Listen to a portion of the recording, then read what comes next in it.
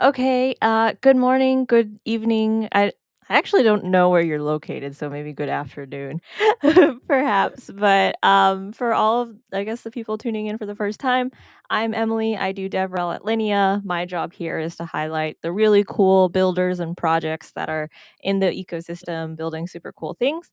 And so, I guess, just to kind of dive right into it, I mean, I guess, Gal, do you want to do kind of a brief introduction of yourself? Yes, hi everyone. I'm Gal Sagi, CEO and co-founder of Hypernative. At Hypernative, we are part of Linea Partner Program and protecting Linea as a chain. We are a Web3 security and risk prevention platform that knows to detect attacks in real time in variety of different vectors and then help prevent them automatically. Okay, awesome. Um, I don't know, maybe we just like dive into your slides and then I will kind of ask questions throughout and leave room if anyone else has kind of things. But yeah, I'm really excited for this because I don't actually know that much about security and like how to do anything in it other than find companies to do it for me. So yeah. Sure, happy to do that. Um, Let me share my screen and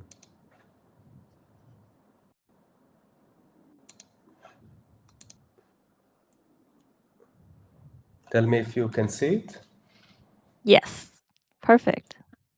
Okay, so this is a brief introduction about Hypernative. But I think that the reason why we started Hypernative at 2022 was because we saw huge amounts of hacks and exploit, people getting phished and scammed in crypto, in Web3, and there wasn't really a way for them to react. So if we take like the common Web2 security, right? Like it starts with code review and testing of code before you deploy it, and that's a pretty crowded space. You have different vendors. All the projects, or a lot of the projects, are doing audits. Some are also doing formal verification. Some are doing sort of like a testing and fuzzing and bug bounty programs.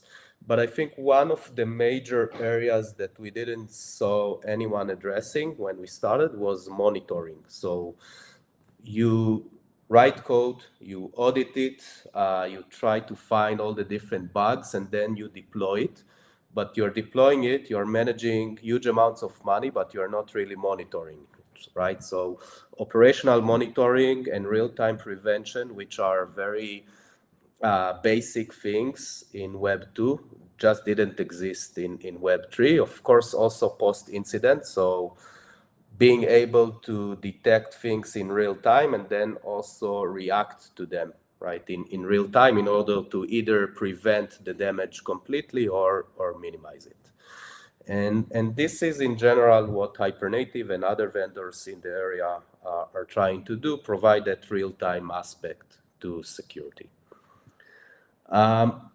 We found out that there are three misconceptions when we started, which I hope people uh, know them better now, but I want to go over them and maybe emphasize a bit. So I think the number one that we saw is that security audits are just not enough, right? Like as as good as your audit team and as many audits as you might be doing, it's just not, first, it's not finding all the possible vulnerabilities that can happen to you in a protocol. And second, it can't really capture all the different things because there are things that are not just related to your code or things that can be audited, but there are things on the operational security, on how you manage your wallets and sign them, on how you interact with third parties, which you are not controlling, how is your web application working. So even if you write the perfect code, and to be honest, no one writes the perfect code. then there are a lot of other bad things that can happen to you as a protocol, and security audits are just not enough. I think the second one, which I'll touch in a few slides now, is that attacks are atomic in blockchains, where they happen in single transaction, and that's just not correct. From again, I think we have right now like 2 years of running real-time running experience, and we have done a lot of research and investigation on attacks as they happen from Genesis. And what it means to me, number two, is basically that attacks are preventable if you have the measure to detect them very, very soon and the measures to react to them. The number three misconception, as I'll touch, is that funds are lost once under attack, meaning that once you do get attacked, all the funds are lost, and that's not true. That's not true from two angles.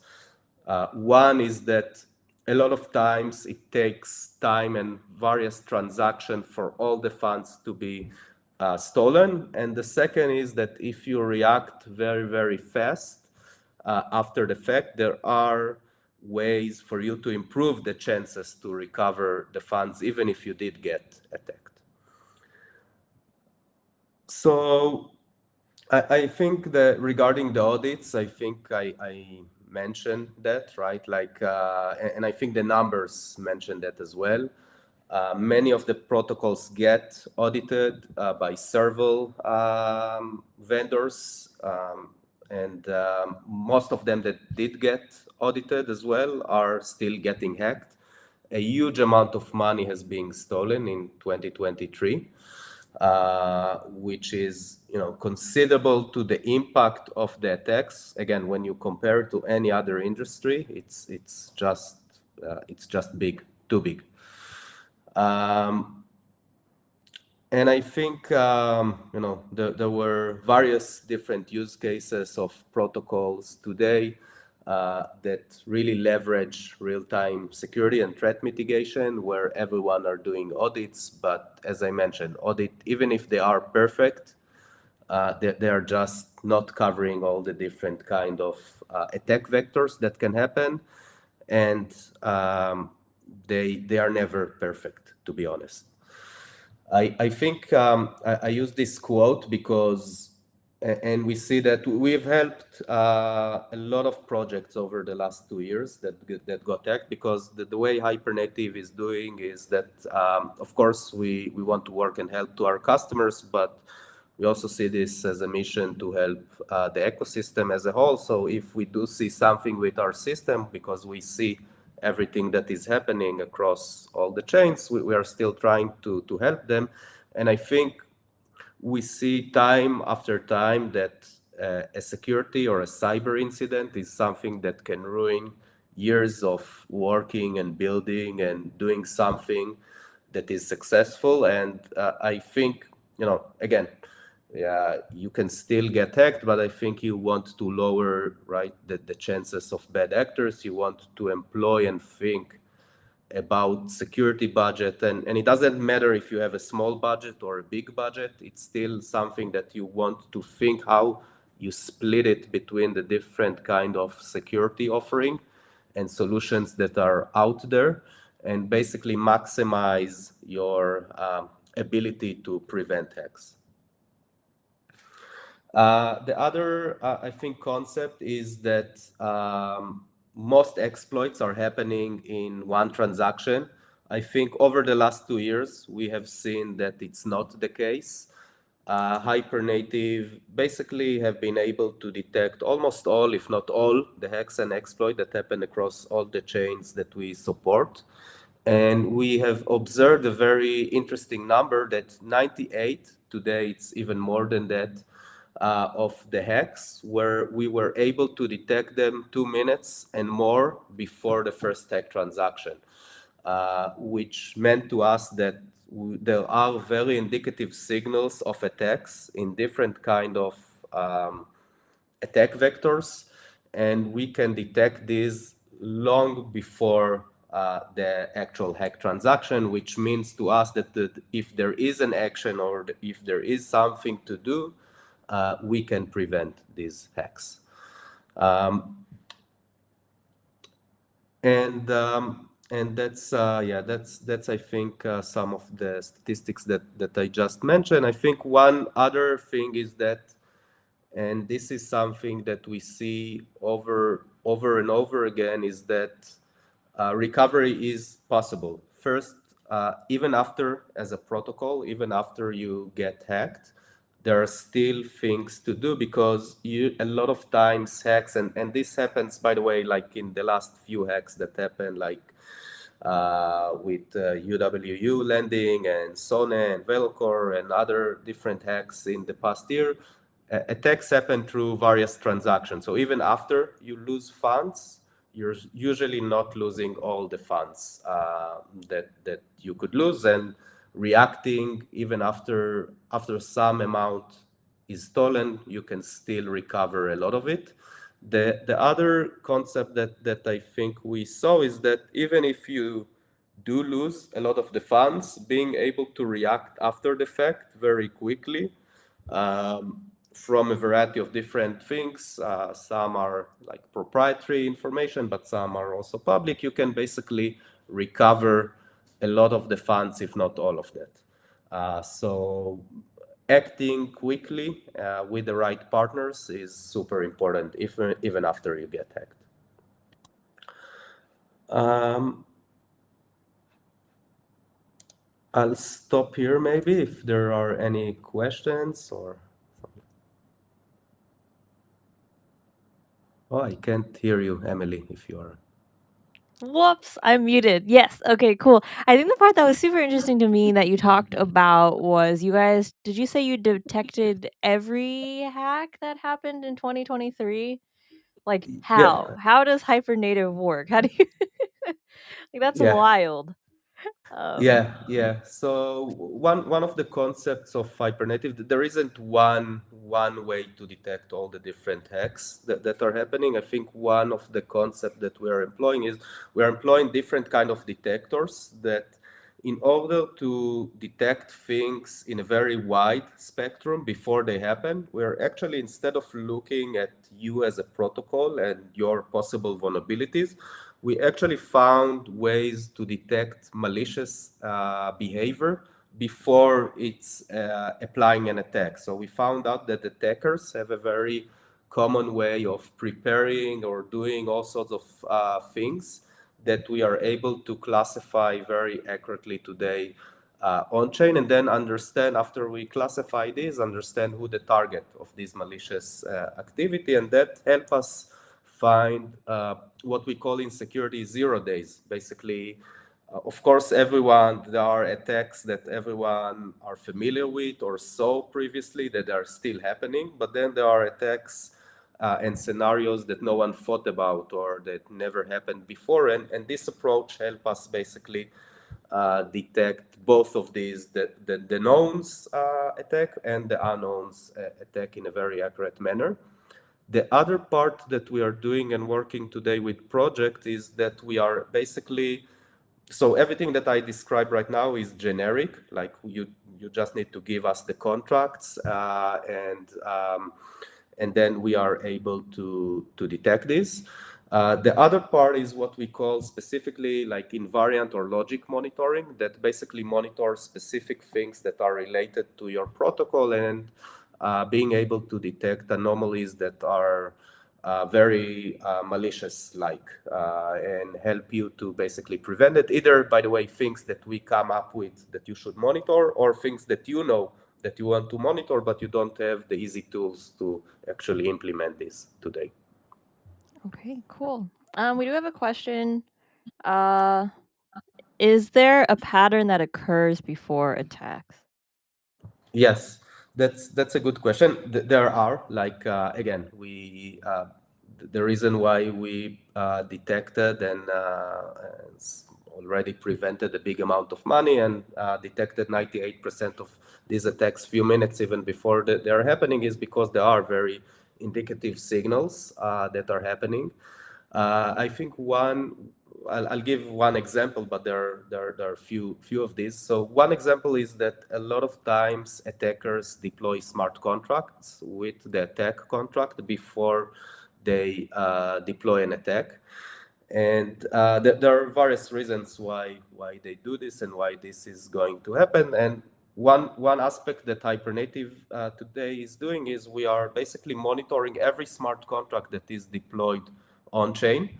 And we are able to do something that is very similar to malware detection, like the next generation antivirus in your computers. They are basically looking at files and understanding if they are malicious. We are doing the same for every contract that is deployed across all the chains that we support. And this process tells us in a very accurate manner which are the contracts that are an attack contract.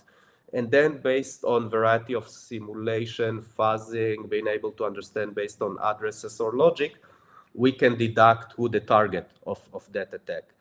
And this is like one example of like preparation or kill chain that attackers are doing before an attack. And if we are able to find that in real time, we are able to essentially tell you that an attack is going to happen. So I heard you say One Piece. Is this true? You monitor every smart contract that comes on chain? Yeah, at Hypernative, what we're doing, the platform is essentially monitoring everything that happens across the chain, like every transaction, every governance proposal, every contract creation. We also add, by the way, off-chain sources as well, because as a protocol, right, like you have the on-chain vulnerabilities and exposure, but a lot of projects also lost a lot of money for what we call front-end attacks, like attacks happening on the web application, right? So someone is replacing the web application through something called DNS hijacks or compromise the backend somehow. And in the end, this is also your gateway, right, to the Web3 platform for your users and community. So we are monitoring and basically we are processing all of this data today in real time. We invested a lot. Of course, like when you're building this infrastructure, you cannot miss a transaction, right? You cannot have delays because this could be that you are delaying the exact hack that is happening right now. Um, so we spend a lot on that. But yeah, we process everything today. Whoa, wild. Okay, so does that mean Hypernative, you guys primarily work with chains, or like how do you guys work with say I'm like an Oracle, right? Would I be a good use case for Hypernative? Yeah, so we work with three types of customers today mostly. We work with protocols, we work with the chains themselves, and we work with asset managers and liquidity providers, anyone that's investing or providing liquidity to protocols, all in the same spectrum, understanding risks in real time in a variety of vectors, understanding like being able to model customize risks even on the not just security but operational and performance risks that you want to monitor, which are very hard. Like it's very hard today even to specify like just a logic that you want to track on chain and track that and react to that automatically. So these are like the three types of customer that we work with, and everyone at this point, right, have the risks and like have a value to use Hypernative today. Right. Wow, cool. Um, I guess there's a bit of like a flip side question.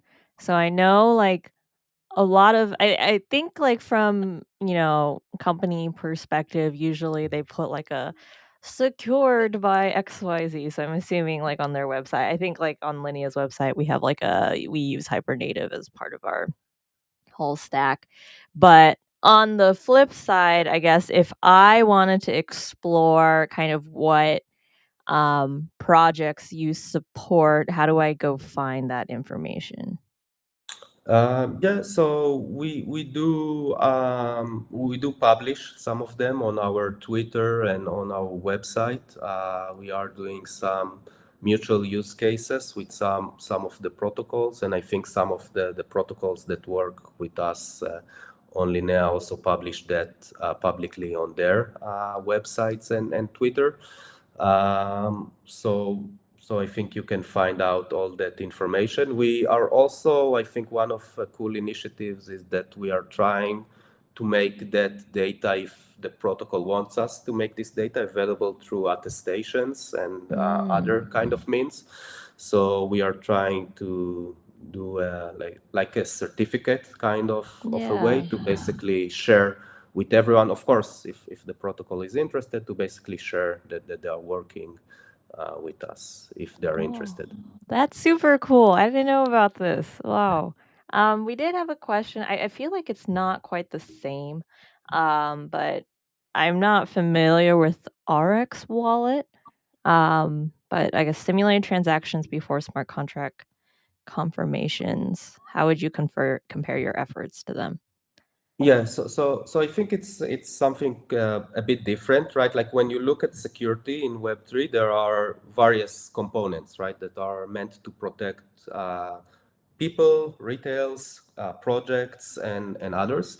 I think there is a big spectrum of like protecting wallets pre-transaction, right? So I'm doing a transaction. I'm afraid I'm getting phished, scammed, something bad is happening, and I want to get warnings before I apply a transaction through integration with MetaMask or other wallets or some extensions, which I guess that's what orgs are doing, which is usually being constructed with a simulation of the transaction, like understanding the outcome before it happens and understanding who you are interacting with and any risk with the parties that you're interacting with.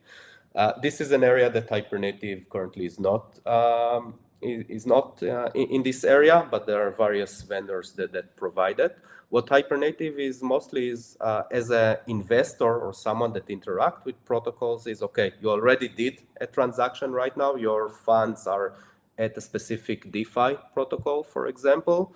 How do you basically react very fast if something bad is going to happen to that protocol? For example, like a lot of our asset manager customers are actually using us to withdraw a position from a protocol that is at risk, either security risk or other financial real-time risk. The same is being used, of course, by the protocols and the chains themselves, right? There is some sort of a risk that I am in real time noticing, and then being able to do something either on chain or off chain to prevent that risk. Awesome. Cool. Yeah, so I mean, I guess to like very concretely specify, right? Like this type of wallet simulation, I know like MetaMask, right, does snaps where they can do transactions simulation beforehand. That's very like end user specific, right? So that's like me as an individual or retail user kind of taking advantage of those security features. But Hypernatives focused more on like dApp builders, protocols, chains, things like that, and Yes. their needs, right? Okay, Yeah, very exactly. cool. I think I already asked you this question if you have like a case study or something cool you just wanna call out of like, "We did that," or like, "We found it." I guess like 100% of everything in 2023 is pretty sexy, but like if Yeah. you wanna say something specific. Yeah, so as I said, the platform as a platform detected basically everything. Obviously, again, we are a lot of times trying to react to things, even when the target is not the customer of Hypernative. And we've been thanked by many projects from Woo Finance to Radiant to Blueberry and many others when that happened. And we are happy to do that. And each one is very unique, right? Like each one has their own detections, each one has their own attack vectors we didn't touch, but of course there is smart contract vulnerabilities, and then there are governance attacks and so on. I think one interesting use case, like one interesting hack that I'll not mention the name, but one users of Hypernative was actually hacked. A project that worked with us was being targeted by North Korea. And the way that they targeted didn't really happen on chain. The founder itself, they uploaded a malware to the personal computer laptop of the founder of the project. They send him like a VC. There are very common like slides that are known to be connected to actually North Korea. And they send him these slides. Of course, when you are opening a PDF in your computer, you're basically executing code, a very common way to inject malware. And they injected the malware which stole the EOA of the founder.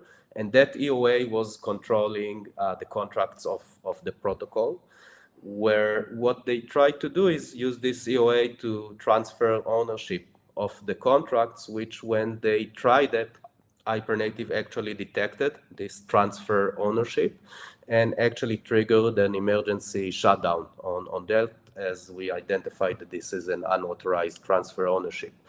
And of course, it's nice that Hypernative detected it and did the emergency shutdown, but I think it demonstrates, and the reason why I like this example is because it demonstrates that, of course, you have like smart contract bugs and vulnerabilities, but you also have these things that, right, like you can't imagine that will happen for you, and no audit, right, can help you stop this incident from happening because the code was flawlessly, right? It's someone actually stole your key. And these are use cases that we as Hypernative are also able to address and react to. And I think this demonstrate, right, like why, to me, right, I'm maybe not objective, but why this is Hypernative or other monitoring system is a very critical component to any project that is building. Wow, that's so cool. I mean, I sad maybe, but, like, I don't know how to describe it in a proper adjective, but, like, really interesting.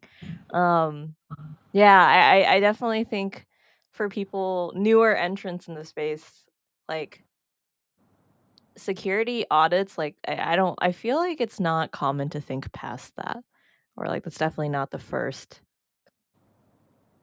thing I Yeah, remember, I guess, to take care of in my due diligence when building.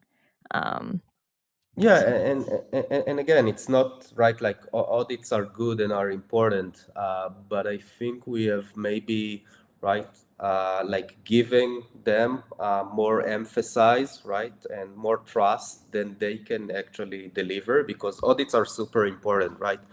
But if you are like, if you look at security in any other industry, security is an holistic approach, right? Like there isn't one thing that you should do that saves you from everything, right? Like you need to think about all the different vectors and all the different things and apply a combination of solutions to really stay protected. And in the end, right, like it's something that is can save you from that one thing that is super critical. So it's like you do an audit maybe with one or two vendors. You use a bug bounty. You maybe use an automated audit or fuzzing or testing. You use a real time security provider and a variety of different solutions. And I recommend you to think about this when you allocate a budget. And again, it could be small to big budget. It doesn't matter. You will always find, I think, the right vendor and combination of solutions for you. And that's in the end, that's the best way. I think that monitoring, and this is also something that sometimes is missed, is of course it's about detecting this unknown hack and helping you prevent it, but it's also about providing continuous value through helping you operational monitoring your protocol, how users are interacting with it, who are the users that are interacting, how are like dependent projects or things that you are integrating with are behaving, how are your performance of the protocol that you are doing, right? Like it's not, you have this infrastructure, it's you start with the security, but it can also help you and bring you a lot of other value that you need. wow. Okay, awesome. I don't think I have any more questions unless things come through in the chat. So I want to give this opportunity for you to, I don't know, not necessarily like what's coming up down the pipeline. What should we be excited about? Is there anything you guys want to announce or are involved with? in the upcoming months? There's a lot of things coming for Hypernative. We have today an on-chain component that we are doing. So a lot of what we have described is like an off-chain detection of something and then reacting to that. We have a more granularity integration, so projects can integrate with us directly on a variety of different ways. And I'm happy to discuss about it with anyone that wants to contact us. We are also accelerating like the different kind of risks that we cover today at Hypernative to leverage more or other kind of risks that protocol face today and help them or help protect them. And yeah, expanding and hoping to work with more projects. And I think overall, Hypernative and any vendor in the market mission is to make the ecosystem safe. The reason why we started Hypernative is because we thought that's one of the biggest problems in the space today, from really getting like a wider adoptions, more use cases. In the end, if people are not safe with their funds or data or reputation on chain, right? Doesn't matter how good or groundbreaking the use case is. We hope to continue what we are doing. Awesome. Thank you so much. Oh, I forgot. Last question. How do we get in contact? Like Twitter, website, like what are Yeah, the links? Hypernative.io is our website. There is a link there to add any contact us with the form, and we are very responsive on that. Feel free also to email to contact hypernative.io and again, also like on Telegram, on Linea groups, we are there. So feel free to approach us. Okay, perfect. Thank you so much. So this is, I guess, there's always lag. So I'm going to count from 10 and we're going to awkwardly stare at each other for a bit. And then if no questions come in, I'll end the stream. So 10, 9, 8, 7, 6, 5, 4, 3, 2, 1. Okay, cool. Thank you so much for joining, Gal. That was super enlightening. I hope everyone here is being very safe. And yeah, check out the website link, hypernative.io. Okay, cool. Thank